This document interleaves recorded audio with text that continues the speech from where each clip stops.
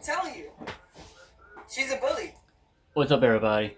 Remember some while back I tell you about that murder case that happened in McDonald's? Followed by that after Austin Matt Cap commenting the case and everything? Well, there's a shocking twist now in this new case. I kind of got out of hand. It's 4 days old. I kind of missed it, but when you're working 12-hour shifts 2 weeks out every single day of 2 weeks, you kind of get behind on your YouTubing and everything. That's what happened to me. So I am trying to catch back up with all the YouTubing and everything going on. And all. So in this case here, the murder case takes a shocking turn. As it says, 4 days ago, 27-year-old Afina Muhammad went on Instagram accusing her McDonald's manager, of being a bully. Hours later, that manager, Jennifer Harris, was dead. Prosecutors say Muhammad stabbed her up to 15 times inside the restaurant after being sent home earlier from her shift. Now, after months of delays and mental health evaluation, there's finally a major update in the court. Law and Crime, Jiz Weber breaks down the chilling timeline from the viral rant to what happened next and everything. So yeah, here we go. Get into the video, shall we? But that is going to catch up to her. You might remember this woman, Afini Muhammad, the McDonald's employee who apparently went on a rant that prosecutors say turned deadly when she was accused of killing her manager at a McDonald's following an argument. Well, now a major decision has flipped this case, and we're going to break down what it means for what comes next in court with a criminal defense attorney. Welcome to Sidebar, presented by Law and Crime. I'm Jesse Weber. This all started with a rant. It was raw, it was angry, and it was all over Instagram. She's a bully. I'm telling you. She's a bully. Somebody will have to do something about that. It's not funny. It's not fair. It isn't funny at all. So, she could keep being a bully if she wants to, but that's going to catch up to her. So yeah, you might remember this woman, 27-year-old Afini Muhammad, who we have talked about here before on Sidebar. That was her, apparently venting online about her manager at a McDonald's in East Point, Michigan. And hours later, that same manager, Jennifer Harris, was dead. And now, after months of silence and questions about what would happen next in this case, there is finally a new development that we have to talk about, one that clears the way for what comes next in court. Now, we're going to get to that, but first we've got to rewind. This is one of those stories that actually started on social media, and it spiraled into something that no one could have imagined. On July 10th, police say that Afini Muhammad, an employee at McDonald's on 9 Mile Road, got into some sort of argument with her manager, Jennifer Harris, after she said she was sent home early. According to investigators, Muhammad left, sat in her car for a while, and then came back with a knife. So when we talk about premeditation, let's think about that. When officers arrived, what did they find? Harris had been reportedly stabbed up to 15 times. A customer with a gun had stepped in to stop Muhammad from fleeing. Now, Harris was rushed to the hospital. She tragically died later from her injuries. Horrific case. And on July 11th, when we talk about what's going on in the court process, Muhammad made her first court appearance for her arraignment. This is where detectives laid out what they say happened in chilling detail. Prior to the stabbing, Muhammad was sent home by Harris for not performing her work duties and told Harris, "I'll be back." Muhammad was arrested on scene and the knife was recovered. Muhammad admitted that she intended to kill Harris and stated that after she was sent home, she drove to a nearby park, decided to come back and stab Harris with a knife that she had inside of her vehicle. When Muhammad returned to stab Harris, she entered the back entrance with a hooded mask over her face in an attempt to conceal her identity and attempted to flee the scene after the stabbing, but was stopped by an armed customer. So Muhammad was charged with first-degree premeditated murder and carrying a dangerous weapon with unlawful intent. Now, she's also been charged as a habitual offender. What does that mean? Well, it's a designation that stems seemingly from a prior stabbing conviction in Virginia. We're going to talk about that too. Her bond was also set at $25 million cash or surety. Strict conditions if she were to be released, so that includes GPS monitoring, drug and alcohol testing, no contact with the victim's family, and a ban on returning to that particular McDonald's. Now, if you're a fan of Sidebar, if you're a fan of what we do here at Law and Crime, then you know that we cover a lot of cases. And you might be wondering, how are we able to share so many clips with our followers in such real time, in such a fast fashion? Well, I'll tell you, if you're interested in getting content up there very fast, we use a platform called Opus Clip. This is an all-in-one AI editor that makes it easier and faster to cut, create, and upload videos across all social media platforms. Through the power of AI, Opus Clip automatically generates B-roll, it cleans up audio, and it reframes your videos for any platform. Opus Clip is so easy to start using. I'm going to show you how right now. All you got to do is go to opus.pro/sidebar. You sign up, you upload a video, and in just a few minutes, you'll have tons of perfectly edited clips ready to go. So whether you're making videos for TikTok or Shorts or Instagram Reels, Opus Clip is your one-stop shop for getting your best content seen by more viewers across all these platforms with the press of just one button. And if you're wondering how good these AI edited videos are from Opus Clip, just look at our content here at Law and Crime. Our producers have used Opus to help us cut and share clips of some of our biggest trials, and we do it really, really fast. Look, at Sidebar, we know our listeners have a lot of opinions and ideas to share, and this is the most powerful tool there is to help you edit like a pro and grow your audience. So give it a try for yourself. Go to opus.pro/sidebar to start creating your own videos today. Now we got to talk about what happened at her next hearing on July 23rd. This is when Muhammad's defense attorney requested a competency and criminal responsibility evaluation. In other words, does she understand the legal process and what's happening? You're asking that this matter be adjourned for discovery, number one, and number two, you want to refer to the forensic center for competency and culpability, is that correct? Yes, Your Honor. Counsel does request at this time that Ms. Muhammad be referred to the forensic center. This is to look back on the forensic statements and allow yourself person rejects the referral at this time.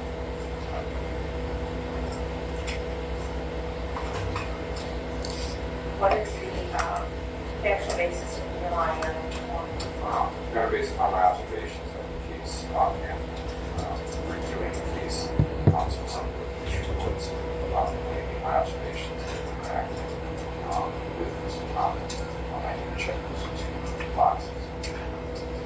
Meaning, I need to make sure that one, she is competency, and two, there is an observation in regards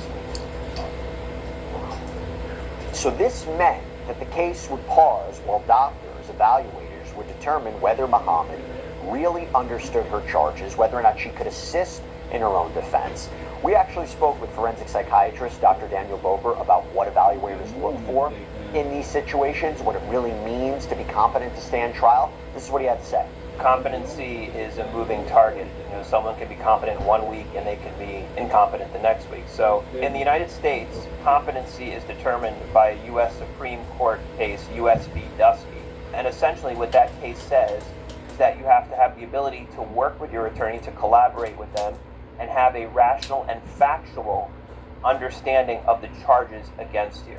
So there are so many different reasons. I watched the Instagram video that she had posted prior to the incident, and you clearly have someone who has poor impulse control, is emotionally dysregulated, has escalating anger, repeated frustration, feels powerless over her situation, and feels that she's being subjected to this perceived injustice. There are so many different things here in the differential, and obviously I've never examined her, so I can't make a diagnosis, but I think about things like psychosis, a personality disorder, substance use, perhaps repeated exposure to trauma, and I think about delusions, I think about psychosis when I hear something like that, but again, there's just so much information that we would need. For example, was she treated for a prior mental health condition? Was she under the care of a psychiatrist? These are things I'd want to know. Talk to people that were around her in the hours and days prior to the incident. Now, during this same period, we also learned that Afeni Muhammad had a prior violent conviction. In March of 2022, she pleaded guilty in Virginia to unlawful wounding injury, stab, wound, cut, without malicious intent. Court records from Virginia that were reviewed by Click on Detroit show that Muhammad had stabbed her then boyfriend during an argument in 2022, later telling police, "I stabbed him, is he okay?" Now, she was sentenced to 4 years, but that term was suspended, so meaning she only served probation. Now it becomes a question, could that affect the current case. So now the case is back in motion after the results from the findings on her competency evaluation came in. And we're going to break down that report in a moment, but first, we got to get into all aspects of this case. So let me bring on somebody to talk about this, somebody I'm always happy to have on, criminal defense attorney John Day. John, thanks so much for taking the time to come back here on Sidebar to talk about what is a very, very strange and yet sad case.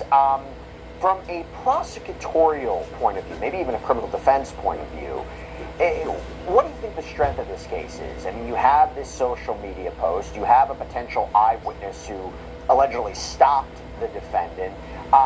Talk to me about how strong you think the evidence is in this case. I mean, the social media post, the eyewitness, those are all, if you're the prosecutor, you really, I guess it doesn't get much better than that. I mean, eyewitnesses, of course, are always subject to, the idea that what we see is not necessarily what really happened. There's always a lot of research on that. But if I'm prosecuting this, I feel pretty good about that. I mean, that's enough for me to keep going, and you're going to hope that a jury sees this the same way.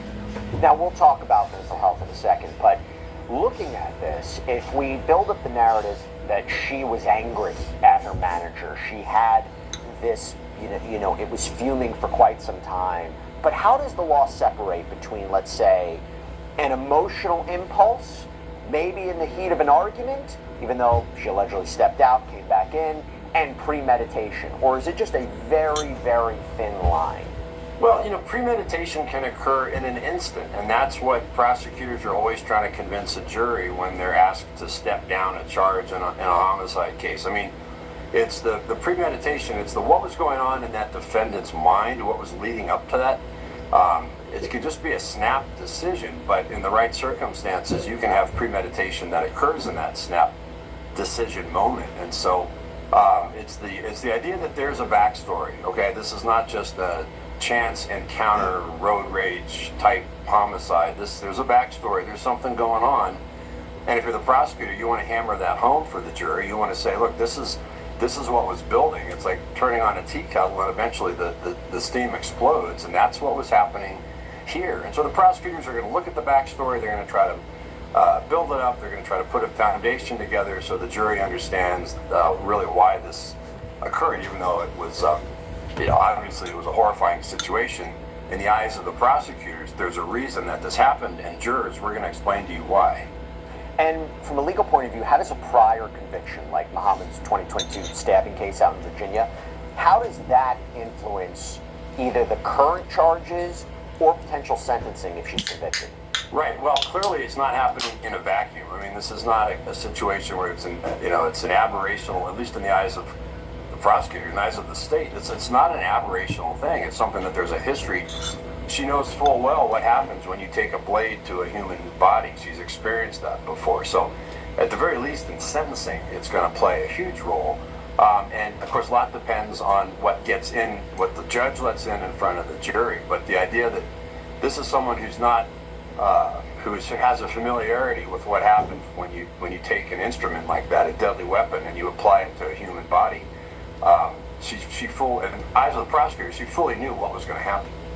Well, let's talk about this. So the defense, they requested this competency evaluation and a criminal responsibility evaluation. How often do we see that in the beginning stages of these cases, or maybe during the course of a case, right? Competency doesn't necessarily have to be an issue that happens right at the beginning. It can sometimes happen in the middle. How often do we see that? Right. Well, generally, so what happens is in the judicial system, anyone who has a concern, generally it's the defense lawyer, but a judge can raise it, a prosecutor can raise it. Of course, that's much more rare, but defense lawyers have an obligation. If you think there's something going on with the client, with the defendant, that raises the issue of competency. Remember, competency is very different from things like, not guilty by reason of insanity, things like that. Competency is pretty narrow. It's just the idea that this defendant understands the charges against her. This defendant understands what's being played out in court. She understands the role of the judge. She understands the role of the prosecutor.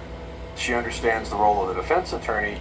And can she assist her defense attorney in preparing her own defense? Those are really the only issues that a competency evaluation gets into. It doesn't get into, did she know it was right or wrong? Those are the issues for the jury if it gets to that point. So competency is simply limited to in this current state she's in, does she understand what's happening to her? Can she assist in her defense? Does she know who the players are? It's pretty limited. And states that have this process, sometimes you can be treated to competency if you're found incompetent. That's a whole other issue. You can be held in custody and made to undergo psychiatric treatment. And then if you're treated to competency, you can stand trial. In this case, didn't even get that far. An evaluator, a PhD, probably psychiatrist, psychologist, somebody who's an advanced practitioner, said she understands what's going on. She's competent. Let's talk about this. And by the way, in a competency, I mean, you really explained it quite well. It could delay a trial for quite some time if the defendant is not competent. But talking about the mental health of this defendant and what might have been going on, and yes, she's innocent until proven guilty, but just before the stabbing, okay, Muhammad had gone live on Instagram and posted this nearly 7-minute video, this rant that many now see as potential evidence and chilling in hindsight. I got sent home early yesterday. I got sent home early today by the same person. I'm telling you, she's a bully. It isn't funny. She needs to understand that just because she's a mother and got children doesn't mean that she can come in the store, disrespecting people, talking to them like everybody's beneath her. She has no respect. And it isn't funny at all. Like, seriously, man, I got to take care of. And she keeps sending me home early. It's not funny. She's playing games. And then all day, throughout the day, she keeps sending her little racial shit. And then throughout the day, she keeps on, like, putting negative energy in the air, talking about people, gossiping about people. It's not funny, man. That's gonna have to stop. She's a bully. I'm telling you. She's a bully. She brings a lot of negative energy in there. She always panic when there's a lot going on, and then she try to manipulate that and make it seem like we ain't doing something right, but we are working really hard and doing great. It's just the fact that she panicked, and I caught her a few times making a mistake, and she tried to hurry up and play it off. Nobody's perfect. It's McDonald's, it happens. You know what I mean? Like, sometimes, like, somebody might get confused. It gets busy, yeah. But she needs to stop playing like she don't be making mistakes. I be catching her. And you could even hear her say there that her manager's behavior would, quote, catch up to her.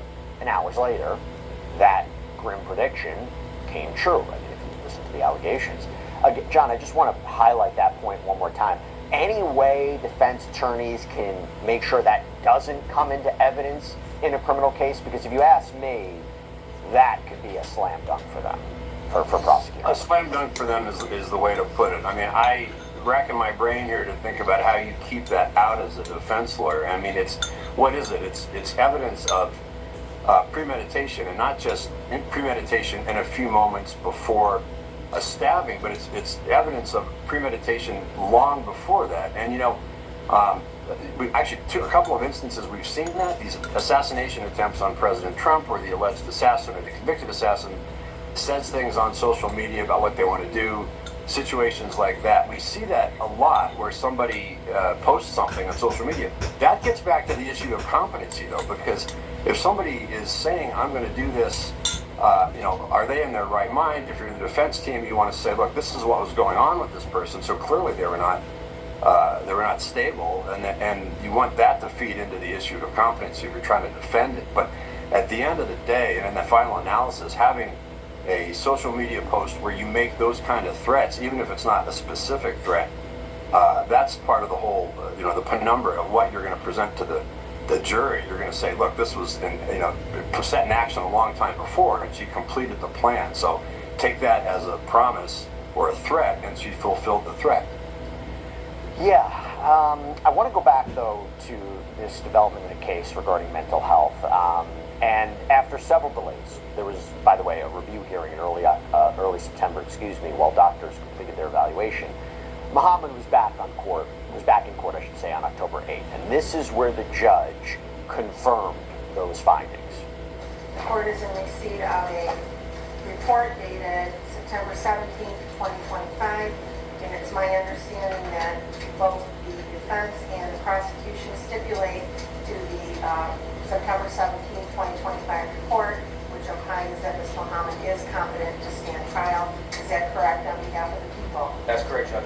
On behalf of the defendant? Yes, Your Honor. Very good. So this matter needs to be set for a preliminary examination. Now, in a statement to WJBK, Macomb County Prosecutor Peter Lucido said, "The finding that the defendant is competent to stand trial ensures that she can now be held accountable through the proper legal process. The allegations describe a brutal act that has tragically ended the life of an innocent woman. Our office remains committed to seeking justice for the victim and her family." Now, John, let's get a little bit more granular here. What was that evaluation when you're determining competency? We talked about it, but what is it specifically? What are they asking? What are they looking for? How do you know for sure that she understands, let's say, the charges or the legal process or what's ahead of her? What does that evaluation actually look like?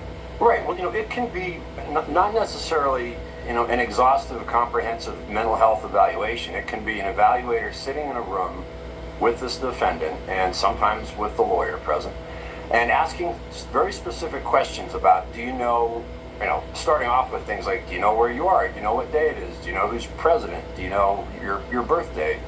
Getting into things about, okay, do you know why you're here? Do you know what the charges against you are? Can you explain to me what those charges are, what you think they are, not what happened? They don't get into any detail about the actual incident, and that's very important because the evaluator is not getting any information from the defendant about the actual alleged crime. They're just saying, look, what do you understand about your circumstances? What do you understand about your lawyer's role? Who is your lawyer? What is their job? Who is the prosecutor? What is the prosecutor's job? And who is the judge? And which person is the judge? Is that the person up on the bench wearing a black robe? What does a judge do? And it gets into those some specific areas, never touching on the actual allegation, never touching on anything surrounding that. But it's just very simple about, do you understand why you're here today? Don't talk to me about what happened, but I need to know if you can understand the context of why you're here and what could happen to you. What could happen to you if you go to trial? What does a trial look like? Who are the players? So it's somewhat limited, but in the eyes of the evaluator, they want to determine, does this person even grasp where they are, what's going on?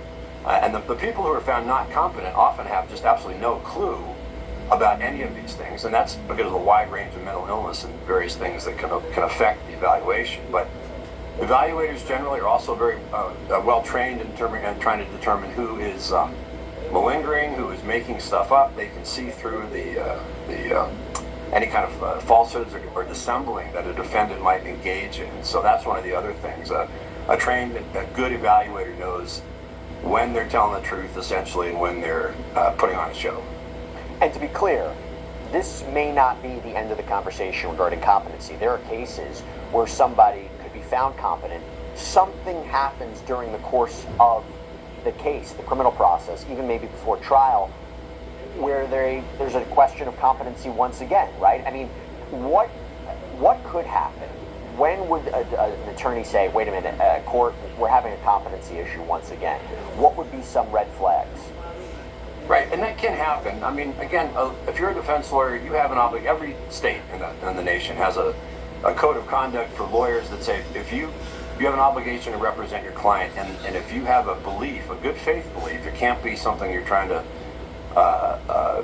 do not in good faith, something you're trying to do for the purposes of delay. If you have a good faith belief that this defendant has an issue, and it can come up again. I mean, she can be found competent to stand trial, and in 2 months, something may arise with her defense team that they say, look, this is happening again. We have a real issue.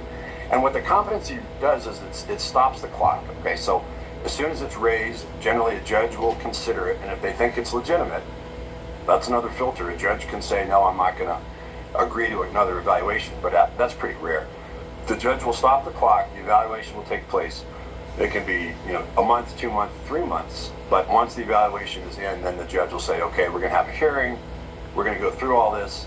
Prosecution, defense both get to present arguments, and the judge decides. So it can happen in the middle of a trial. It can happen weeks, days before an actual trial takes place. A lot of it gets back to the obligations of a lawyer when they believe in good faith that something's going on with that defendant. Now, she's due back in court for a preliminary hearing on November 14th. What can we expect from that? Okay. She stabbed somebody before back in 2022, her ex-boyfriend. or steal her boy's wants, you don't really know. But my outcome, my personal experience, or my knowledge is this right here. When you stab somebody with a knife, especially here in South Carolina, law is pretty much kind of crazy weird and everything. But if you stab somebody with a weapon, that's automatic assault and battery with a deadly weapon or attempted murder. Yeah.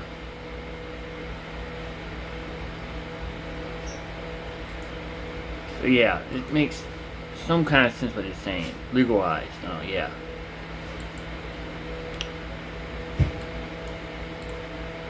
And everything. It makes pretty much. It's gonna be your. It makes pretty much good sense what they're saying. But here's the problem though. Here's the situation that gets out here. She stabbed her boyfriend once, stabbed somebody before, and got placement parole one time, something like that, home arrest or something. But here's what I'm gotta say right here. I'm making this perfect. I'm not trying to change it. But all the way around, the justice system is fucked all the way around. So yeah, it makes some sense.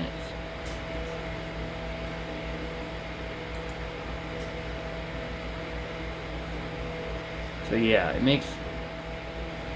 There's a lot of stuff going on, and prime example for Austin Metcalf and Command Anthony. Command Anthony's guilty, but he's still walking around like nothing happening. People want to know why is that? A simple reason why.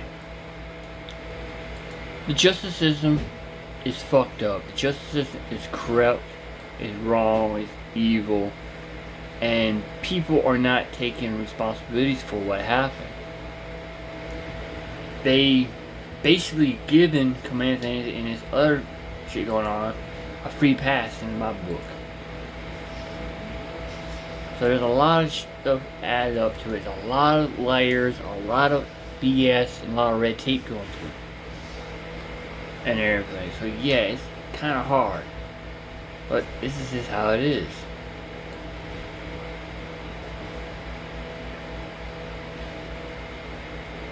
It's just what it really is, though. That's all I have to say on the matter.